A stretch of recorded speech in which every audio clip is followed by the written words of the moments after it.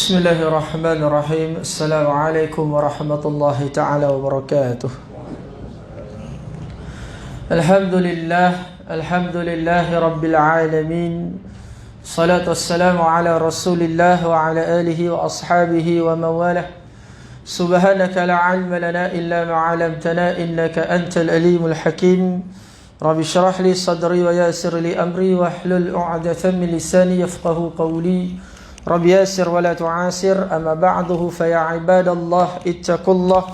Usikum wa iyaya bitaqwallahu faqad fadal muttaqun. Alhamdulillah, bersyukur pada Allah Subhanahu wa taala jalla jalaluhu zikruh. Syukur banyak-banyak. Sebab apa kita wajib bersyukur? Sebab Allah Taala beri kita satu nikmat yang tidak ada tolak banding, nikmat iman dan Islam. Segala puji bagi Allah Ta'ala yang menjadikan alam. Segala puji bagi Allah Ta'ala yang memberi kita kekuatan untuk hadir di rumah Allah Subhanahu wa Ta'ala. Alhamdulillah, mudah-mudahan Allah Ta'ala himpunkan kita seperti mana terhimpunnya hari ini, dekat mana? Dekat alam akhirat bersama orang-orang yang baik, insya-Allah. Kita nak jadi orang yang baik, betul tak? Nak jadi orang yang baik, kena buat baik. Buat baik yang macam mana? Buat baik dengan kemahuan dan kehendak Allah Subhanahu wa taala. Mudah-mudahan Allah Subhanahu wa taala istiqamahkan amal kita, dan mudah-mudahan kita menjadi pengikut Nabi Muhammad sallallahu alaihi wasallam hari akhirat kelak. Mudah-mudahan Allah Taala memanggilkan kita sebagai apa? Umat siapa? Umat baginda sallallahu alaihi wasallam. Yang saya muliakan tuan pengurusi surau, tuan-tuan imam, tuan-tuan Bilal, tuan-tuan Siap, AJK surau, seterusnya ibu ayah yang dirahmati oleh Allah Subhanahu wa taala. Jadi malam ni kita sambung kita punya pengajian meniti hari tua. Meniti hari tua. Memang kita kena tua sebab tertib dunia ni macam mana keadaan sekalipun kita akan dimamah usia. Lihatlah keadaan kita hari ni tuan-tuan sekalian, di mamah usia ataupun tidak. Kalau ustaz taklah kot. Nampak ni lah. Masya-Allah. Jadi malam ni kita bahas kitab Minhajul Abidin. Ustaz nak bahas mengenai perut dan penjagaannya. Perut dan penjagaannya. Apa yang diungkapkan, apa yang dibahaskan oleh Hujjatul Islam Imam Al-Ghazali rahimahullahu ta'ala dalam kitab Minhajul Abidin, jalan-jalan para abid. Kitab ini kitab tasawuf. Tasawuf apa tuan-tuan sekalian? Lanjutan bagi akidah dan tauhid. Itu kitab tasawuf, lanjutan, mendalam lagi. Kita nak bicara soal hati, kita nak bicara soal pengambilan kita. Nah, bagaimana pengambilan kita ni menjadi manfaat dekat akhirat. Kita kena ingat dunia ni memang kita kena ambil sebab ini nikmat Allah Taala. Yang kita nak dunia yang akan menjayakan ataupun yang memberi kebahagiaan kita di akhirat. Bukan dunia, bukan kita ambil dunia yang akan merosakkan akhirat kita. Ya, konyang baru tadi makan di sana. Aduh, hai. Ustaz tak nak makan sebelum mengajar, terlupa. Nak rumah wek soto tadi kan. Ya Allah, dia lah bergedil tu. Tu yang makan tu. Konyang pula ustaz. Masya-Allah. Baik. Ini tengok perut dan penjagaan.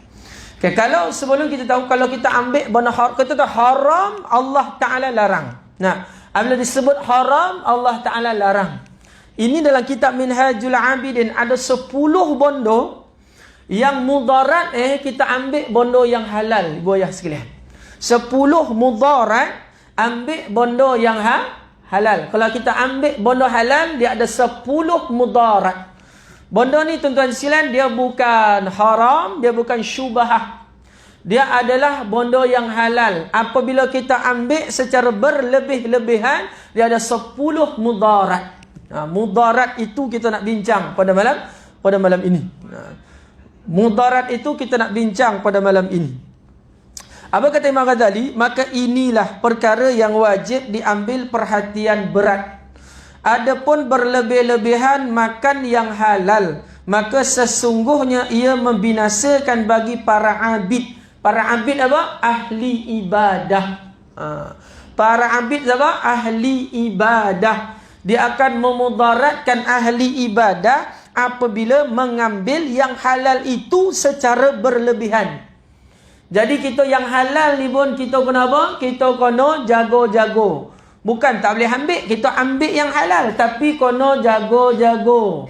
Takut-takut nanti orang yang beribadah pada ahli ibadah itu datangnya kebinasaan dan bala bencana bagi ahli ijtihad yang bersungguh-sungguh dalam ibadah.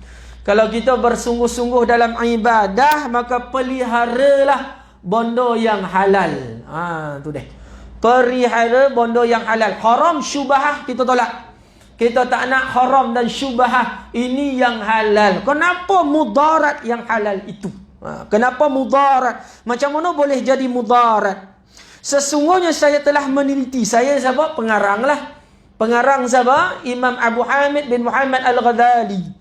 Sesungguhnya saya telah meneliti perkara ini, maka saya dapati padanya ada 10 kebinasaan yang menjadi punca dalam hal ini. Ada 10 kebinasaan. Binasanya ambil bondo halal. Haram lagilah. Haram sampai nar Allah Ta'ala. Ambil bondo yang haram, darah daging tumbuh bondo yang haram, jawapan dia adalah neraka Allah Ta'ala. Jadi 10 bondo yang halal. Kalau kita ambil bondo banyakan lah, parut dan penjagaan. Parut, penjagaan. Mana parut yang besar-besar tu? Teliti elok-elok deh. Mana yang boyak-boyak tu, parut dia dah 50 kilo. Jadi teliti elok-elok. Ustaz pun sama deh, Ustaz pun sama deh. Ustaz pun teliti elok-elok deh. Jangan kutuk pula kawan-kawan kita gamuk-gamuk tu, apa Ustaz ya, kan? Sonang hati ustaz, bini masak hari-hari sedap-sedap, ya Allah. Kono so PKP ni kan, orang susah hati belanja, sonang hati mendarah kerja kan. Tak apa. Kita lihat tuan-tuan sekalian. Jangan pandang orang, pandang diri tu baru nampak dia punya kesan ibadah itu. Sesungguhnya yang pertama, mudarat yang pertama. Sesungguhnya pada banyak makan itu, pada banyak makan itu mengeraskan hati dan nur cahayanya akan pergi, malap dan seterusnya akan padam. Kata ulama. Adapun makan banyak tu dia korehkan hati.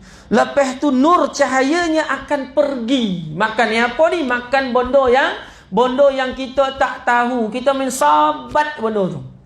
Kita tak apa? Tak hitung ataupun kita tidak perincikan apa yang bondo kita makan. Berlebih kolesterol, berlebih gula, berlebih dia punya garam tuan-tuan sekalian. Sampaikan tuan-tuan sekalian, badan kita ni tuan-tuan sekalian tak boleh nak tahan. Sampai satu tahap bondo yang kita ambil tu yang kadang-kadang kita tak tahu asalnya kat mana. Ini bukan haram, ini bukan syubhah. Ini bondo yang halal, ada cok jakim lagi, tapi kita tahu datangnya kat mana. Itu masalah kita punya sobat ni. Bahkan tuan-tuan sekalian, sebelum ni kita digemparkan dengan daging sejuk beku. Tak tahu asal daging, tahu-tahu tuan-tuan sekalian bercampur dengan haram. Jadi orang yang ngaji tasawuf, lanjutan kepada akidah ni, dia akan teliti apa benda yang dia ambil. Sebab apa? Apabila salah ambil, dia akan mengeraskan hati dan nur cahaya akan pergi, malap dan seterusnya akan padam. Apabila nur cahaya tiada dalam hati tuan-tuan sekalian, maka akan datang kegelapan. Cahaya tak ada. Apabila ditutup lampu semua ni, apa yang datang? Gelap yang datang. Apabila gelap, kita tak boleh nak buat kerja. Begitu juga hati ini. Apabila hati itu gelap, hati itu keras, kita nak buat kerja macam mana? Bono koreh pun batu, rabuih pun memang tak empuk. Koreh batu kat luar tu, balikkan rabuih batu tu. Apa jadi batu tu? 18 tahun rabuih pun tak empuk tuan-tuan sekalian, tak boleh nak kunyah. Apabila tak boleh nak kunyah, kita nak buat apa? Tak boleh nak buat apa dah koreh. Begitu juga dengan hati. Apabila nur cahaya itu hilang dalam hati, akan sampai kegelapan. Apabila sampai kegelapan, apa benda kita nak buat? Dah sampai kegelapan dalam hati. Itu sebab apabila hati itu koreh, hati itu gelap, nak beribadah payah tuan-tuan. Ibu ayah sekalian, nak beribadah payah. Dah beribadah dia jadi lesu. Dah ibadah dia jadi lesu. Sebab apa jadi lesu? Makanan gitu. Apabila tiada penjagaan di dalam makanan itu, masuk dalam perutnya, jadi apa? Jadi lesu. Tanyalah diri masing-masing, kenapa membutuh? Tanyalah. Kenapa dalam ibadah payah bona? Asal buka Quran ni macam ni, asal doa ni macam ni, asal zikir lain. Kalau kita tengok bondo yang kita suka, yang tidak berlawanan dengan nafsu, kita mudah. Kita tengok handphone kita mudah, tetapi kenapa dalam ibadat lesu? Tu dah. Abang togak macam ni. Tak nampak lesu itu. Kau cakap pemalih lah pula. Tu dah. Itu sebablah tuan-tuan sekalian, kena jaga kita punya parut. Kena jaga pengambilan makanan. Dia akan jadi apa? Koreh. Lepas tu dia akan jadi apa? Dia akan jadi padam cahayanya itu. Apabila cahaya dah padam di dalam hati kita, apa bondo yang kita nak harapkan lagi? Gelap. Tak boleh nak terima. Kena bawa cahaya. Apa jalan yang tuan-tuan sekalian? Amal saleh. Kata ulama, banyak makan akan mengeraskan hati. Kalau kita masuk dalam perut kita ni bondo yang tak elok. Itu sebab dengan izin Allah kena jaga pengambilan makan itu. Seterusnya kata ulama, dia akan jadi apa? Padam cahaya itu, lepas tu koreh hati. Bukan buka-buka gonggam hati pebatu, tidak. Koreh hati ni tuan-tuan sekalian, salah satu tak boleh nak terima nasihat orang. Itu salah satu tuan-tuan sekalian, banyak makan. Tak boleh nak terima nasihat orang. Oh, nasihat jangan, buat juga. Sebab apa jadi macam tu? Sebab pengambilan itu yang membuatkan cahaya dalam hati itu hilang. Lepas tu hati jadi koreh. Hati dalam badan kita apa? King, raja dalam segala badan kita adalah hati. Dalam manusia yang Allah Ta'ala muliakan, 17,000 jenis makhluk yang Allah Ta'ala muliakan adalah manusia. Dalam diri manusia yang paling mulia adalah hati. Dalam hati yang paling mulia adalah takwa. Takwa itu apa? Sifat takutkan Allah. Kalau hati tu dah golap, dah koreh, macam mana nak ada sifat takutkan Allah Subhanahu wa ta'ala? Jago-jago lepas ni Ustaz pun sama. Jago-jago bab pemakanan kita. Nah, jangan terlebih-lebih akan makan itu akan mengeraskan hati. Jadi hati-hati. Ustaz pun sama. Apa kata Rasulullah sallallahu alaihi wasallam dalam satu hadis? Hadis Rasulullah itu telah diriwayatkan daripada Nabi SAW. Baginda telah bersabda, la tumitul qalbi bi katharatit ta'ami wasyarabi fa innal qalba yamutu kadzar'i idza kathara alaihi al-ma'. Atau kama qala Nabi Muhammad sallallahu alaihi wasallam. Kata Rasulullah, jangan kamu mematikan hati dengan banyak makan dan minum yang halal. Maka sesungguhnya hati akan mati seperti tanaman apabila banyak disiram air ke atasnya. Kita nak makan kono, perlu nak kuatkan tubuh badan. Minum perlu tak? Perlu. Dalam badan kita ni air 80%. Dalam badan kita perlu air 80%. Kalau terlebih tuan-tuan sekalian, kata Rasulullah, pokok, bunga atau apa-apa tanaman apabila disiram dengan air yang lebih, dia akan mati. Itu sebab apabila banyak makan, hati mati, hati koreh. Jangan kita terus cop yang banyak makan tu hati kau koreh ni, paut besar hati koreh ni. Tidak macam tu. Tidak macam tu. Kadang-kadang hebat pula yang gemuk tu pada yang kurus. Maksudnya yang gemuk, ya Allah, datang pun macam ni, yang gelenggang. Datang salat berjemaah, datang kuliah, kuih melangkin isyak wakok, duk pada kopi tu masalah itu. Hebat lagi lah yang gemuk tu, walaupun dia banyak makan. Ini dalam erti kata makanan yang diambil itu tidak bermanfaat pada dirinya. Sebab apa kita makan, ayah-ayah, ibu-ibu sekalian, nak togakkan tulang belakang supaya kita boleh amal saleh. Sebab apa kita minum pun nak togakkan tulang belakang, boleh amal saleh kepada Allah Ta'ala. Setiap kali kita makan, apa kita baca? Nampak makanan, Allahumma barik lana fima razaqtana wa qina azaban nar. Memulakan makanan bismillah ala barakatillah. Nampak? Penuh dengan apa? Penuh dengan zikir akan Allah Ta'ala. Doa akan Allah. Mudah-mudahan apa yang kita ambil ni manfaat. Baru jadi makanan kita tu. Kalau tidak, kita bersengkakal dengan musuh kita. Siapa? Syaitan laknatullah. Makan sekali dengan kita. Dengan tanpa doa. Dengan tanpa zikir kepada Allah Subhanahu Wa Ta'ala. Tidak mensyukuri akan ni'mat Allah Ta'ala. Nah, kita nampak apa depan mata kita ni tuan sekalian, makanan alhamdulillah Allah Taala beri saya makan. Nak dibandingkan dengan orang yang kadang-kadang satu hari makan, satu hari tidak makan, kesusahan dan kepayahan. Apabila nampak depan mata kita ni tuan sekalian, kita mensyukuri nikmat. Nampak suami bapa bawa ikan goreng pun nikmat Allah Taala. Jangan membebel mulut tu, faham tak? Itu yang korek hati tu. Apa yang kita dapat depan mata kita? Alhamdulillah. Ajar anak kita. Apabila nampak rezeki apa kita nak nyebutkan? Alhamdulillah. Dapat kita rezeki untuk makan. Apabila kita mengungut, tidak mensyukuri akan nikmat Allah Ta'ala. Itu yang korek hati tu. Sebab apa? Banyak makan dengan keadaan tidak zikir kepada Allah Ta'ala. Tu deh. Jadi lepas ni apabila makanan ataupun apa benda hidangan depan kita, kita mensyukuri nikmat Allah Ta'ala. Tak adalah kita nak komplain semacam. Apa yang dibawa itu tuan sekalian, ini adalah nikmat Allah Subhanahu Wa Ta'ala. Apa yang dimasak oleh isteri, alhamdulillah. Lapar peh Zuhur balik kan, nak makan tengah hari pula. Sekali buka tudung piuk nasi itu berair lagi, lupa nak tokan. Siapa lupa tak makan? Makhluk kat sebelah ni lah. Ada tak jadi macam tu? Ada lah. Oh lapar. Lauk dah cantik. Tiba-tiba lupa nak tokan. Berair makhluk tu. Takkan nak makan berair tu? Ingat kita ayam ke apa?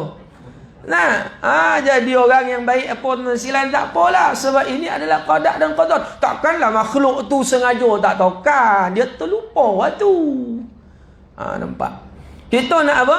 Kita nak sabar di dalam diri kita. Tak adalah kita merungut, tak apalah makan lauk lah. Walaupun dalam hati ni membara. Sebab apa? Ingat pengajian, nanti korek hati ni masalah pula. Allah Rabbi. Nampak? Sifat sabar tu kan. Jadi kita sama-sama lah. Sama-sama menjaga akan makan itu. Itu apabila kita tak jaga dengan zikir, sabar kita tuan-tuan sekalian, memang masalah. Hati akan apa Rasulullah itu banyak bondo masuk banyak, tapi manfaat tak ada. Terpadamlah nur, zikrullah tak ada. Terpadamlah nur. Kita bukan orang kafir, kita orang Islam kan. Afaman kana mu'minan kaman kana fasiqa. Samakah amal orang mukmin kaman kana fasiqa? Kata Allah Taala, la yastawun, tak sama sekali. Jadi kita punya makan siapa kita yang halal ini penuh dengan apa? Penuh dengan zikrullah. Penuh dengan zikrullah, doa kita, mensyukuri akan nikmat Allah, membesarkan Allah Subhanahu Wa Ta'ala. Dengan cara makan kita, cara sunnah Nabi Muhammad sallallahu alaihi wasallam. Seboleh-boleh kalau kat rumah jangan makan atas meja.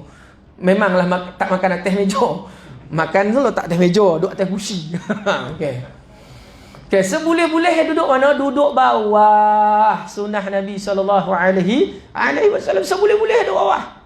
Seboleh-boleh. Tapi kalau dekat restoran, dekat masjid, surau, ada tempat makan, tak payahlah. Wek bengong pula, kan? Rumah kenduri. Orang semua atas meja, dia selo. Sunnah Nabi. Itu janganlah. Ini kat rumah sendiri, kan? Kat rumah sendiri. Ustaz pun sama, kat rumah sendiri. Ada meja makan, tuan-tuan sekalian. Kita keluarga, kita duduk bawah. Kalau cantik lagi, makan potalam, kan? Suap menyuap antara suami isteri. Kono suami yang tangan jonih berbulu kan. Ya Allah, kambang tu kak. Tak apa lah, sunnah Rasulullah. Sunnah Nabi SAW. Tak larat ustaz kau rumih jari. Jadi kita anggap itu sunnah Rasulullah. Barulah bondo masuk banyak ni manfaat. Tidaklah gelap hati kata Rasulullah. Tidaklah keras hati. Masuk nur di dalam diri kita. Sebab amal sunnah Nabi SAW. Jadi dalam pengambilan makan banyak tak apa bang. Cuma makan banyak tu penuh dengan adab, penuh dengan zikrullah. Walaupun seorang ni makan kotam besar tu apa? King crab ataupun lobster yang seorang ikan bilis ya tuan-tuan sekalian, apabila di situ ada sunnah kejayaan. Itu yang Rasulullah sallallahu alaihi wasallam bagi tahu. Apabila banyak makan yang tidak bermanfaat untuk akhirat. Kalau makan gitu langsung tak ada zikrullah dalam makanan adab gitu lu. Langsung tiada sunnah Nabi sallallahu alaihi wasallam. Mana nak datang nur? Mana nak datang tuan-tuan sekalian, bondo-bondo yang manfaat masuk dalam perut gitu. Dia akan mengeraskan hati, kata Nabi sallallahu alaihi wasallam, akan mematikan hati. Jadi kalau 20 tahun dah jangka masa gitu, kalau umur kita 60 tahun, masa kita 24 jam dibahagikan dengan 3, 8 jam kita tidur, 8 jam kita bekerja, 8 jam kita ibadah. Ada kau 8 jam kita ibadah, masuklah sekali ngaji kitab, masuklah sekali kita semayang. Ada 8 jam kita buat ibadah, tak ada, lebih tidur. Betul tak? Sampai ke sini pun nak tidur juga. Lebih 8 jam kayo tak boleh nak bagi dengan 3.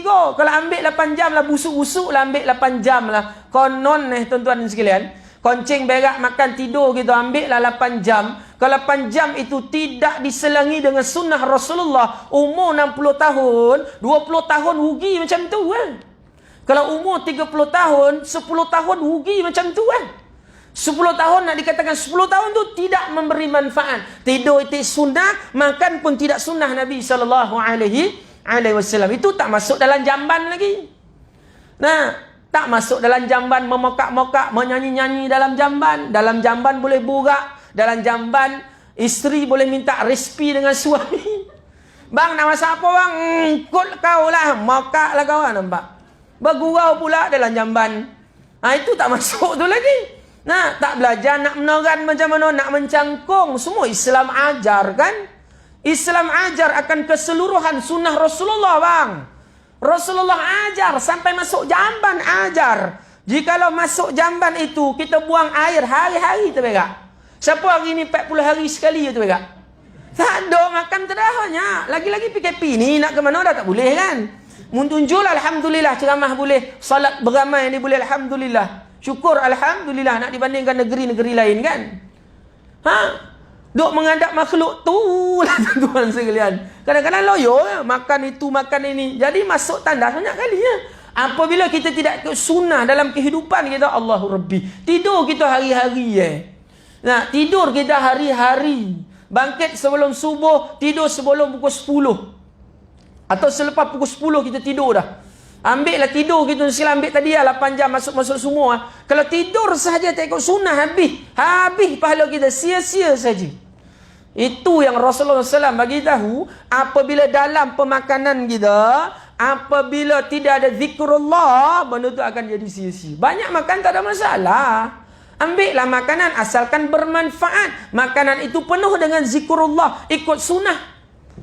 Makan sebelum lapar, kenyang, berhenti sebelum kenyang.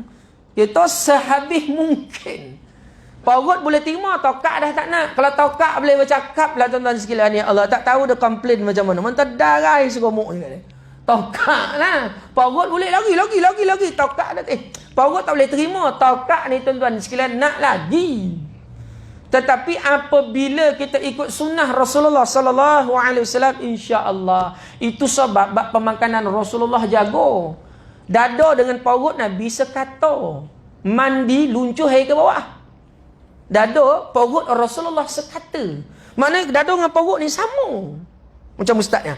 Tapi tahan nafas ni. Dada dengan perut ni sekata. Kita kalau mandi sangkut air kat perut. Rasulullah luncuh air kat bawah. Betul tak kak? Jangan bola-bola. Samulah boyak itu. Amboi. Itu pemakanan Rasulullah jago tuan-tuan. Allah Rasulullah bolehlah tak ada makanan. Ya haula wala, Rasulullah sebaik-baik manusia. Lemah sangat ke Allah Ta'ala nak jadikan makanan yang hebat bagi kepada kekasihnya? Lemah sangat ke Allah Ta'ala nak bagi bermacam-macam makanan kepada Rasulullah Sallallahu Alaihi Wasallam? Tidak. Rasulullah amat jaga pemakanan Nabi. Rasulullah kadang-kadang hari ini makan, besok tidak. Kadang-kadang 2 hari tak makan. Apabila tiada makanan kat rumah, Rasulullah puasa tuan-tuan. Adakah Rasulullah SAW fakir? Tidak. Rasulullah SAW kekasih Allah Ta'ala. Allah boleh bagi apa sahaja kepada Rasulullah. Rasulullah minta, Allah Ta'ala akan kabulkan tuan-tuan sekalian. Tapi Rasulullah jaga bab pemakanan. Dada dengan perut dalam Syamil Turmizi, Imam Al-Turmizi bagi tahu bagaimana bagaimana keadaan fizikal Rasulullah, perut dengan dada ni sekata. Sekata makna dia samalah sama kata. Dada dengan perut. Ya Allah, ramping. Hebat sadar Rasulullah SAW. Memang sahlah kita umat ni lebih-lebih sebenarnya. Mandi sampai sangkut air kat perut. Mencangkung tak nampak apa dah tuan-tuan sekalian. Nak bagi tahu payah ya Allah. Nak masuk jamban, nak mencangkung payah. Kono jamban duduk. Tak boleh nak mencangkung, tak boleh. Tak sampai nak basuh. Nampak. Itu kita lah. Itu kita lah. Itu sebab Rasulullah SAW jaga bab pemakanan ni.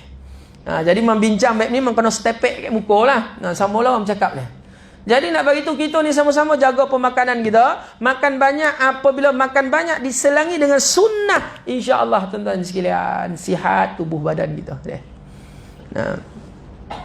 Tapi mana yang tak sihat tubuh badan, itu bukan tiket neraka Allah Ta'ala. Tidak. Ini nak bagi tahu tuan-tuan sekalian bagaimana Rasulullah SAW, para ulama nak bagi tahu mudarat apabila berlebih-lebihan ambil makanan yang halal.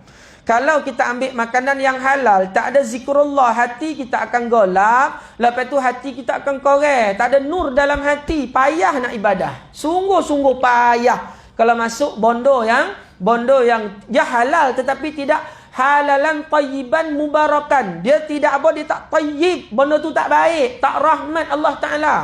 Makan tu memang halal. Makan itu bukan haram ataupun syubhah. Apabila tidak diselangi dengan zikrullah, maka itu akan terjadi. Kata Rasulullah, bagaikan bunga pokok tumbuhan disirami banyak air, dia akan mati. Jadi biarkan kita makan banyak, hati kita apa? Hati kita penuh dengan cahaya rahmat Allah Ta'ala, mudah untuk kita ibadah. Walaupun banyak makan tuan-tuan sekalian, kombong habis. Yang tadi perut pun 50 kilo dah. Tahajud hari-hari. Masya Allah. Walaupun gaut penuh ke badan. Tahajud hari-hari. Duha, Al-Quran. Tidak lepas tuan-tuan. Dakwah. Melainkan orang yang angkat bosi. Konon badan sadar. Urek timbo, perut sekata, tapi tak sembahyang, tidak sujud akan Allah Ta'ala, tidak ada apa-apa erti. Itu kreditlah bagi orang yang kuat makan, lepas tu kuat ibadah. Masya Allah. Sesungguhnya setengah para salihin telah membandingkan yang demikian itu dengan berkata, orang saleh berkata bahawa ma'idah adalah seperti periuk yang menggelegak, yang terletak di bawah hati, dan wap asapnya naik ke atas mengenai hati, maka wap asap yang banyak itu akan mengeruh dan menghitamkannya. Jadi apabila bondo makanan ni dia ibaratkan bawah hati. Apabila wap tu naik dekat hati kita, dia akan menghitam, akan mengeruhkan. Makanan apa? Halal tetapi tiada zikrullah, membesarkan Allah Subhanahu wa taala. Jadi yang pertama, pastikan lepas ni makan kita ikut sunnah Rasulullah SAW. Macam mana makan sunnah? Nampak makan, tengok, bau, lepas tu rasa. Itu sunnah Rasulullah SAW. Jangan main suap ya. Itu suap mata, hidung, mulut sekali. Sebab apa mata, hidung, mulut sekali? Supaya boleh lihat, boleh bau dan boleh rasa. Allah tak buat mata dekat belakang, hidung kita dekat bawah ketiak, tak buat mulut kita dekat tepi punggung. Kalau bondo tu tidak sekali, payah tak kita? Payah. Nak makan kena kat sini tepi kepala, mata, hidung kita bawah ketiak sini nak bau dulu. Nampak? Allah Ta'ala buat semua ini tuan-tuan sekalian untuk memudahkan akan makhluk hambanya. Cuma kita tak nak guna. Cuma kita tak tahu. Sebab apa kita tak tahu? Kita tak belajar lah. Kita jadi keliru. Allah jadikan semua ni tuan-tuan sekalian. Ya Allah, ada makna mata sekali, hidung sekali, mulut sekali. Supaya kita apa? Supaya kita boleh melihat apa yang dilakukan oleh Rasulullah. Lepas ni balik rumah buat apa kak? Makan kat bawah. Tapi kalau suami tak boleh nak duduk bawah, bersilo tak boleh, lainlah. Jangan dipaksa. Bang, hati jangan koreh warna bang duduk bawah. Tu derhaka nama mereka. Kalau dia dah tak boleh, sediakanlah meja. Ni Ustaz cakap kalau kita boleh lagi makan kat Makan kek bawah. Kalau boleh dengan anak beranak, dengan izin Allah, kita pakai talam makan tu sekali suap. Anak beranak kita, ya kan? Lajarlah. Kalau anak dah besar, ustaz, anak semua dah cucu, semua dah tak ada, ustaz, tinggal dua-dua. Lagi elok berdua. Nah, tak adalah muntah cucu tengok wan dengan nenek bersuap-suap, mampu yang tua dia bersuap juga. Tak muntahlah budak tu kan. Jadi buatlah kan sunnah Rasulullah. Apa kata Imam Al-Baihaqi? Satu sunnah 100 pahala mati syahid. Kata Imam Al-Baihaqi rahimahullah ta'ala. Satu sunnah hidup kah abang sekalian? 100 pahala mati syahid Allah Ta'ala bagi. Di zaman fasyak dan mungkar. Di zaman orang tak kena sunnah. Lepas makan buat apa? Sisip jari kan. Sunnah Rasulullah. Lepas makan buat apa? Sisip jari. Jari mana nak sisipkan dulu? Jari yang besar, yang panjang. Sebab di sini banyak makanan. Sisip. Sebab di antara makan nasi ataupun bondo yang kita makan tu, di situ ada rahmat Allah Ta'ala. Kalau melokeklah kat sini nasi-nasi yang banyak, di situ rahmat Allah Ta'ala. Rugi tak kita? Rugilah itu sebab disisip. Jangan membazir makan itu. Kalau diet makan segonggam ambil. Kalau habis tambah lagi. Ini jangan habis banyak. Sudah nak diet buang. Ya Allah. Membazir tuan-tuan. Tak sunnah. Apa ni makan berapa? Sisip jari. Kata Imam Ahmad bin Hanbal, kalau kita nampakkan kawan kita sisip jari, lepas tu kita jijik, bahkan mengherdik, boleh jatuh apa? Boleh rosak kita punya iman, akidah kita boleh rosak. Kalau kita hina sunnah Rasulullah. Sisip jari itu sunnah Rasulullah. Sisip jari, sisip. Tapi jangan lebih-lebih. Bagi yo pula. Loyo pula takut orang lebih-lebih. Jangan mubalarah. Sisip saja. Sampai macam niat enjilat ya kan. Ya Allah. Ustaz dengan laman. Gila ke apa. Itu pandai mu itu. Boleh insyaAllah kan sisip jari. Nak sisip jari suami boleh kan masa. Suami akak silakan sisip. Boleh sisip. Nak sisip jari abang boleh. Tak apalah kan. Yang ustaz ajar sebelum ni kan, kalau suami berjanggut, akak sakit perut, sunnah apa? Hisap janggut suami yang ada hujung. Ada pernah ingat tak? Ingat kan? Dah amal belum? Nak goli apa suami awak PKP ni boleh buat cucu dah tak ada kan? Janggutnya dia ada hujung ada hujung. Ada hujung, ada enzim ni, ada ni topi ni. Macam tak ada hujung, mana yang trim tu tak ada. Ni ada hujungnya, isap ni hujung kat sakit perut ni. Kalau stres duduk rumah, cucu memokak kan, ataupun nak masak tak jadi, jiran wek hal, stres apa? Mental illness. Tekanan tu baik agak sunnah Rasulullah. Sah. Masya Allah. Cuma kita tak aman itu sebab kita tak biasa. Tapi bini ustaz tak pernah hisap lagi lah. Dia tak sakit perut lagi. Sungguh. Kalau abang kita pun sama. Ada ujung janggut ni, hisap ujung janggut ni. Hisap. Janggut sendiri kan. Masya Allah. Ni sunnah Rasulullah sallallahu alaihi wasallam. Rasulullah, janggut Rasulullah lebat dan mubarak. Panjang, lebat dan mubarak. Kalau dalam mazhab Imam Syafi'i secekak, boleh gunting. Kalau mazhab Hanafi, kalau dia gunting, dia trim, dia tak boleh jadi imam. Sebab dia melanggar sunnah Rasulullah sallallahu alaihi wasallam. Itu sebab kebanyakan dalam mazhab Hanafi janggut ini tidak ditrim. Kalau ditrim satu cekak. Satu cekak ni boleh potonglah satu cekak, biarkan. Kalau kita percaya akan sunnah, bapak sekalian, kita akan cinta sunnah Rasulullah sallallahu alaihi wasallam. Bukan sekadar kita mensalawati. Innallaha wa malaikatahu yusalluna 'alan nabi ya ayyuhalladzina amanu sallu 'alaihi wa sallimu taslima.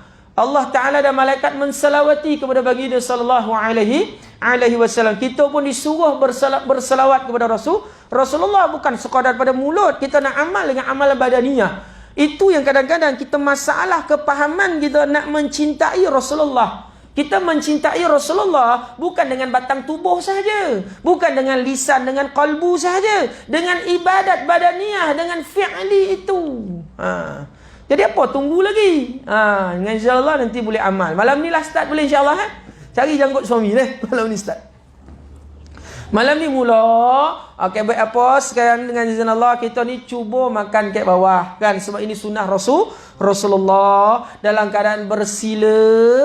Kalau boleh pakai talam silakan, tak boleh pakai pinggan pun tak apa, asalkan duduk berjamaah. Ya, minta tolonglah mana yang ada anak-anak yang duduk sekali tu, biarkan makan berjamaah. Jangan waktu makan dia main handset, dia buat kerja lain. Panggil sekali makan, bang dik mai makan lo, nganga cik mai makan sekali. Sebab apa tuan-tuan sekalian, di situ sunnah Rasulullah. Kita nak amalkan sunnah Rasulullah sallallahu alaihi wasallam. Kalau tiada sunnah dalam pemakanan kita, itu makna tuan-tuan sekalian, apa yang kita dapat adalah satu daripada kekerasan hati kita serta mati hati kita.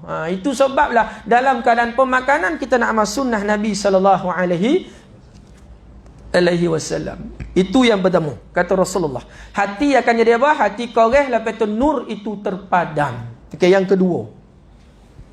Mana yang sompek dia ada 10 kan? Mana yang sompek Tapi yang pertama malam ni insya-Allah boleh terus amal boleh terus amal. Tapi kalau ada meja makan kat rumah nak amal duk bawah, meja tu jangan buang. Biarkan tetamu datang nanti buat atas meja tak apa. Ini untuk keluarga, maksud ustaz untuk keluarga. Kalau tetamu datang nanti macam polik juga kan. Jadi tak biasa kita ra'i kalah. Mungkin tetamu tak biasa makan kat bawah. Kan kenapa ada meja makan kat bawah jadi fitnah pula. Kalau kita kuat ajak makan kat bawah. Habis tu meja aku nak buat apa meja tu? Tak apa, kita nak amal sunnah Nabi. Mana yang tak boleh makan duduk, makan berdiri. Makan berdiri lah, makan kat meja. Boleh insya-Allah kan? 100 pahala mati syahid bang. Lepas tu bila amal sunnah Rasulullah, nur masuk. Nur apa? Cahaya dalam rumah masuk. Bila cahaya dalam rumah masuk, sunnah Rasulullah masuk, Allah Ta'ala akan tarbiyah isi rumah itu. Itu yang kadang-kadang kita dalam rumah ni kita kurang bahagia. Sedangkan rumahku syurgaku. Apabila kita masuk dalam rumah kita tidak bahagia, memang kita tak amal sunnah dalam rumah. Kita tak selalu baca Al-Quran dalam rumah. Kita tak amalkan sunnah Rasulullah dalam rumah. Salah satu kita makan hari-hari amalkan sunnah. InsyaAllah kita duduk dalam rumah ni selesa. Tak adalah panas punggung kojak-kojak nak keluar, Lagi-lagi makhluk yang ada depan masuklah ustaz. Kan? Boleh tak? Agak kalau nak suami di rumah amal sunnah kak? InsyaAllah tak bergerak punggung Ni kojak-kojak alang saleh hancing. Tu masalah tu. Kan? Jadi masya-Allah amal sunnah dalam kehidupan. Okay, jam pun dah bunyi kan? Okey, ustaz bagi satu lagi. Sesungguhnya banyak makan itu menimbulkan fitnah. Allah Rabbi. Kenapa pula ni? Sesungguhnya banyak makan itu menimbulkan fitnah kepada anggota-anggota tubuh. Anggota-anggota tubuh badan dan membuatkan bergerak cergas, melakukan perkara-perkara yang tidak bermanfaat dan kerosakan. Makan banyak ni pula tuan-tuan sekalian, masalah dia memberi kekuatan kepada tubuh badan melakukan perkara-perkara yang Allah Ta'ala tak larang, yang Allah Ta'ala larang. Itu sebab dalam setahun kita ada puasa Ramadan. Itu sebab 1 bulan tuan-tuan sekalian, sekurang-kurangnya 3 hari kita berpuasa, ataupun 1 minggu kita puasa 2 hari, Isnin Khamis. Lepas tu 1 bulan seboleh-boleh kita puasa bulan terang 3 hari. Pertengahan 3 boleh, 4 boleh, 5 boleh, setiap bulan Islam lah hijrah. Jadi apabila kita puasa amal sunnah, kita badan tubuh badan kita, nafsu akan lemah apabila kita tahan lapar. Apabila kita punya badan ni kuat, lepas tu banyak tenaga, takut menimbulkan fitnah kepada anggota badan. Sebab apa? Dia ada kekuatan melakukan kerosakan ataupun benda yang tidak bermanfaat. Maka sesungguhnya lelaki apabila kenyang, dia sebut lelaki ni, perempuan tak ada ni. Sesungguhnya lelaki apabila kenyang, memang selalu lelaki konyang, tersandar kan? Memang kita selalu ulama sebut, maka sesungguhnya lelaki apabila kenyang ia menjadi galak. Matanya ingin melihat kepada yang tiada memberi faedah daripada yang haram-haram atau yang berlebih-lebihan yang tiada bermanfaat. Betul tak? Kita dah kuat, kita lelaki, ulama sebut lelaki, kita dah kuat, mata kita ni mengayau Memang kita ni mata mengayau nak tengok bondo yang lebih cantik, barang baik. Tapi masalah barang baik tu adalah kemurkaan Allah Ta'ala. Dalam keadaan perut kita ni tidak kenyang, kita lemah tuan-tuan sekalian, maka lemahlah nafsu kita. Sebab nafsu ni dia jadi lemah apabila Allah Ta'ala tahan makan nafsu. Awal-awal nafsu dijadikan, apabila tanya siapakah dirinya, dijawab nafsu, kau, aku di hadapan Allah Ta'ala. Apabila kita perut kita lapar, makna tak ada lapar sampai timbul sakit. Makna apabila perut kita lapar tuan-tuan sekalian, kita lemah, jadi nafsu akan ikut lemah. Dikala siang hari berpuasa, nak pandang benda yang tak baik pun kita tak larat sebab tengah lemah. Nak mengamuk marah pun tak larat sebab kita tengah lemah. Nafsu tengah lemah, jadi mudah untuk kita ibadah. Bukti ya tuan-tuan, lihat waktu Ramadan, lihat maghrib, insya, lihat subuh, lihat zuhur macam mana. Ramai orang tuan-tuan. Subuh ramai datang. Sebab apa tuan-tuan sekalian? Waktu itu Allah Ta'ala tahan nafsu. Sebab tahan nafsu ni tuan-tuan sekalian, kita berpuasa di siang hari. Zuhur ramai, asar ramai, lepas tu maghrib, isyak ramai, tarawih ramai. Memang mudah untuk ibadah. Sebab apa? Perut kita ni tak berapa konyang ataupun dalam keadaan lapar. Tenaga kurang. Jadi tenaga kurang tu bukan sampai memudaratkan jadi kuranglah melakukan benda yang tidak bermanfaat. Apabila perut konyang ni fitnah bagi anggota badan.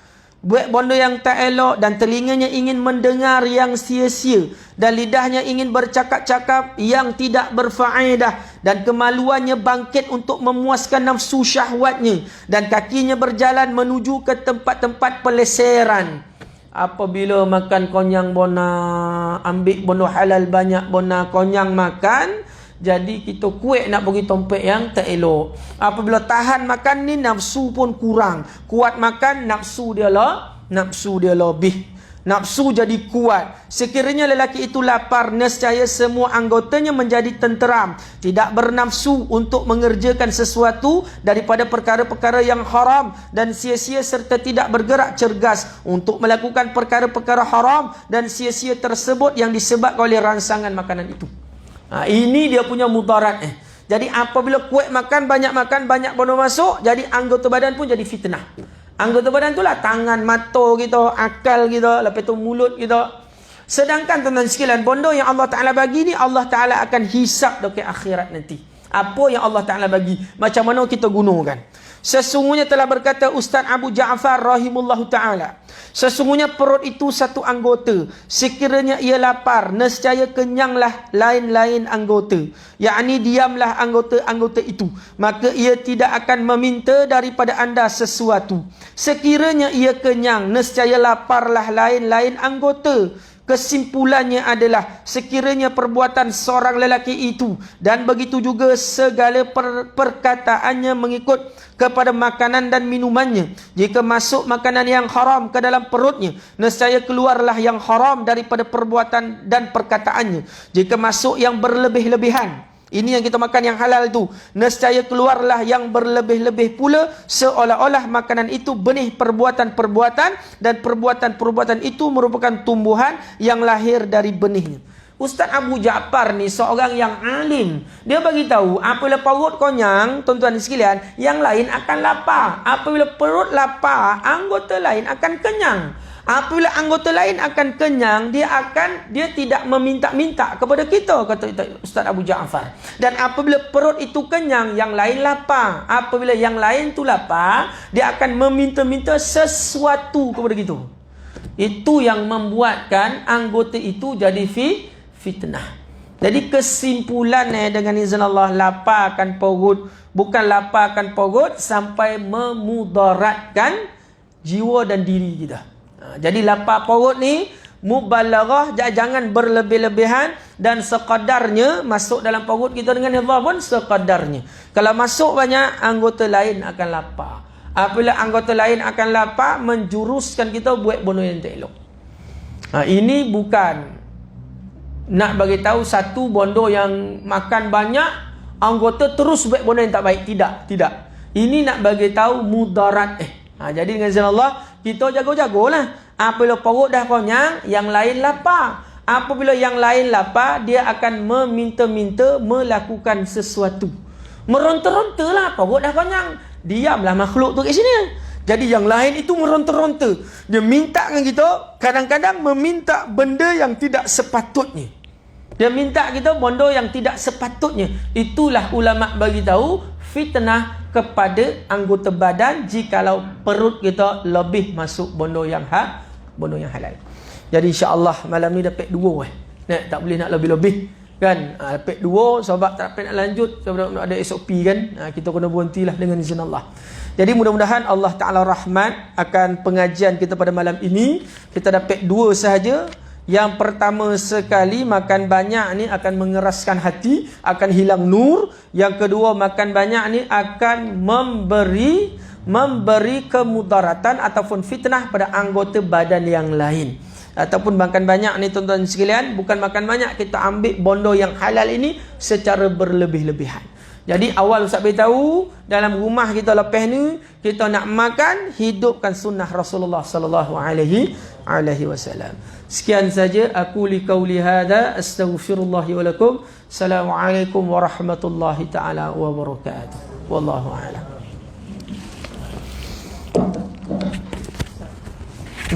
Doa. Kita doa selamat sikit insya-Allah untuk keselamatan makhluk yang dah bermaharaja gilo di atas muka bumi Allah Taala ini. Jadi virus ni sebenarnya pakar bagi tahu dia lemah mana, sebab virus ni dia tak boleh hidup di luar, dia tak boleh hidup dengan zat dia. Jadi virus ni dia hidup dengan zat makhluk lain. Jadi dia akan hidup dalam sekecil-kecil bakteria. Dia tak boleh hidup dengan zat dia. Dia tak boleh hidup dengan diri dia sendiri. Itu lemah tu. Dia tampung ke orang. Jadi kita jangan takut makhluk ni berlebih-lebihan, takut kepada Allah Subhanahu Wa Taala.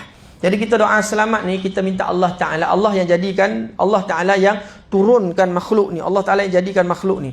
Jadi kita pun orang yang beriman, kita nak minta mudah-mudahan Allah Taala jauhkan kita daripada makhluk ni, insya-Allah kan. Kita tak takut. Yang kita takut sekalian fitnah terhadap dia lah.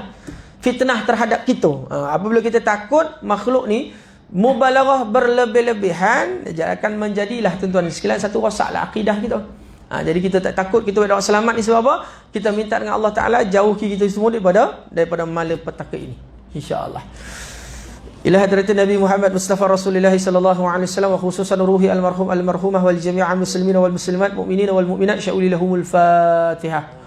أعوذ بالله من الشيطان الرجيم بسم الله الرحمن الرحيم الحمد لله رب العالمين الرحمن الرحيم مالك يوم الدين إياك نعبد وإياك نستعين اهدنا الصراط المستقيم صراط الذين أنعمت عليهم غير المغضوب عليهم ولا الضالين آمين أعوذ بالله من الشيطان الرجيم بسم الله الرحمن الرحيم الحمد لله رب العالمين صلاة والسلام على أشرف الأنبياء والمرسلين وعلى آله وأصحابه أجمعين حمدا هامدين حمدا شاكرين حمدا صالحين حمدا يوافي نعمه ويكافئ مزيدا يا ربنا لك الحمد كما ينبغي لجلال وجهك الكريم وعظيم سلطانك يا الله يا رحمن يا رحيم ampunkanlah dosa-dosa kami ya Allah. Ya Allah, ampunkanlah dosa-dosa kami ya Allah. Ampunkanlah dosa-dosa kami ya Allah. Ampunkanlah dosa seluruh umat Islam di atas muka bumi ini ya Allah. Ampunkanlah dosa ibu ayah kami ya Allah sama di hidup atau telah meninggal dunia ya Allah. Ampunkanlah dosa isteri-isteri kami ya Allah. Ampunkanlah dosa anak cucu menantu kami ya Allah. Ampunkanlah dosa jiran-jiran kami yang beragama Islam, yang beriman kepadamu ya Allah. Ya Allah ya Rahman ya Rahim, mudahkanlah urusan kami ya Allah. Hindarilah kami ya Allah daripada makhluk COVID-19 ini ya Allah. Mudahkanlah urusan kami ya Allah. Hindarilah kami daripada wabak ini ya Allah. Ya Allah ya Rahman ya Rahim, jika engkau menghantar akan makhluk ini ya Allah, maka kembalikanlah tempat asalnya ya Allah. Jauhilah daripada kami ya Allah. Ya Allah, hindarilah kami tertular akan penyakit virus ini ya Allah. Ya Allah ya Rahman ya Rahim, berilah kami kekuatan ya Allah, kekuatan iman kami ya Allah. Yakin kami hanya kepadamu ya Allah, bukan kepada makhluk ya Allah. Ya Allah, berilah kami kekuatan ya Allah. Selamatkanlah penduduk Taman Seremban Selatan Fasa 3 ini ya Allah, dan keseluruhannya bagi Islam ya Allah. Selamatkanlah ya Allah, mudahkanlah ya Allah. Ya Allah, mudahkanlah ibadah ya Allah. Mudahkanlah ibadah ya Allah. Ya Allah, selamatkanlah ya Allah. Berilah kesihatan ya Allah. Pelihara ya Allah. petugas barisan hadapan ya Allah, mudahkanlah urusan mereka ya Allah, anak isteri mereka ya Allah, mereka berkorban ya Allah, mereka berkorban untuk kami ya Allah. Ya Allah, terimalah doa kami ya Allah. Ya Allah, terimalah doa kami ya Allah, berilah kami kekuatan untuk menempuh segala ujian ini ya Allah. Ya Allah, kami tahu ya Allah ini ujian-Mu ya Allah. Ya Allah, kami takut dengan ujian ini, asbab kepada ujian ini ya Allah, dengan dosa-dosa yang kami lakukan ya Allah. Ya, diampunkanlah dosa-dosa kami ya Allah. Berilah kami peluang ya Allah. Berilah kami peluang ya Allah untuk beribadat dengan aman ya Allah. Ya Allah, berilah kami peluang ya Allah. Ampunkanlah segala dosa-dosa kami ya Allah. Ya Allah, jikalau datangnya makhluk COVID ini ya Allah, datangnya sakit virus ini ya Allah, asbab dosa-dosa yang kami lakukan ya Allah, maka Engkau ampunkanlah dosa-dosa yang kami lakukan ya Allah. Ya Allah, terimalah doa kami ya Allah. Terimalah doa kami ya Allah. Ya Allah, setelah Engkau Islamkan kami sewaktu kami dilahirkan ya Allah, maka Engkau Islamkanlah kami sewaktu kami menghembuskan nafas kami yang terakhir ya Allah. Ya Allah, berilah hati kami cahaya ya Allah, seperti mana Engkau memberi cahaya kepada matahari dan bulan ya Allah. Rabbana la tudzi' qulubana ba'da idh hadaitana wa hab lana min ladunka rahmatan innaka antal wahhab. Rabbana zalamna anfusana wa illa taghfir lana wa tarhamna lanakunanna minal khasirin. Rabbana atina fid dunya hasanah wa fil akhirati hasanah wa qina adzaban nar. Walhamdulillahi rabbil alamin. Qabalallahu minkum.